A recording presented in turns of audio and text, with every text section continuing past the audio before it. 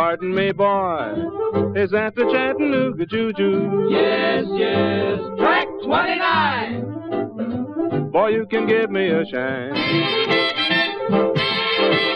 Can you afford to board Chattanooga Choo-Choo? Since they first appeared on the scene over 150 years ago, this country has had a love affair with trains. Railroads made this country great, and the affection shown to trains has taken on many forms.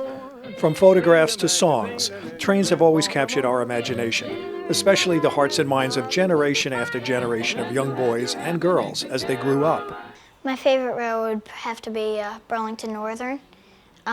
I like it because we're going to do my railroad on it, and my HO layout in my basement. For many a boy, it was the fascination of a scale replica and miniature working model of a steam or diesel locomotive that introduced them to the world of toy trains. Old-timers who've been in the hobby for many years still remember their first electric train. My first train set was a Lionel train set that I received for Christmas in 1959. First train set was, I believe it was American Flyer, old gauge. My dad brought home a train set for Christmas. That was in the Depression times, and we had to buy a second-hand train set.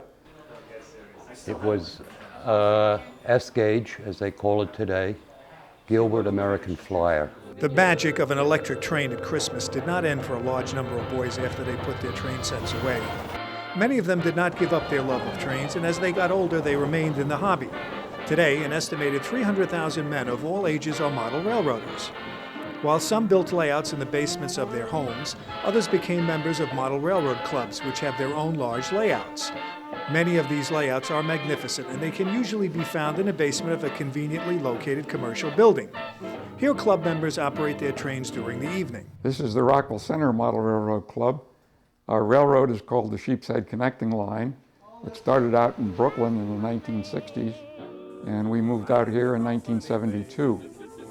That makes us about 35 years in this location, and we put a lot of work into the layout and the construction of equipment and the collection since then. Sheepshead Connecting Lines is an impressive club layout and has over 1,000 feet of track and 90 switches. It is well scenic and has fine track work with code 100 rail on ties that were hand-laid. The layout has steam, electric, and diesel locomotives, lots of long freight trains as well as passenger trains, bridges, and tunnels, a large yard, and a working turntable. Members of the Sheepshead Connecting Lines operate trains over its long and winding right-of-way. It is a single mainline model railroad with passing sidings and 2 reversing loops for continuous running. We like to run a variety of trains. The era here is about 1950 to 60, where both steam and diesels competed with one another, diesel winning out in the end. We have the ability to run both down here. They both run very well. Sheepshead Connecting is also well represented with its own locomotives, freight cars, and passenger cars. Sheepshead Connecting not only models a specific area of the country, but also a specific era of time. On Wednesday evenings, club members bring their own locomotives decorated and painted for their favorite railroad and take trains out onto the main line for some running. Watch this AB pair of F3 locomotives painted in the maroon and gold colors of the Boston and Maine Railroad as it powers a freight train over the main line. A trio of Baldwin-built diesels known as Sharks provides the horsepower to put this train through its paces. Here's a Central Vermont coal train in operation. And here's the Sperry rail car on the property for its annual visit to the connecting lines. Its job is to inspect the tracks looking for flaws in the rails. On this layout, the boxcar is still king, as evident by the large number of prototype boxcars on the property. Cabooses have disappeared from prototype railroads 2 decades ago, but on the Sheepshead Connecting Lines, they are everywhere. The appeal of model railroading is the ability a modeler has to recreate just about any railroad of his choosing, either prototype or fictional, and any specific time period. I've been operating down here for a good many years. How many, I won't say.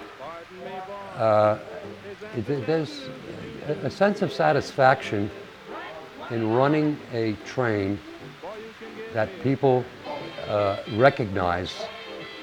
As I said before, this is mostly Eastern railroading, whether it be steam or diesel, as close to scale, as close to the coloring of the original equipment as we could make it, going through a scenic area that's more or less could be somebody's could-be world. There are even Long Island Railroad trains operating on the layout, with different locomotives and different paint schemes.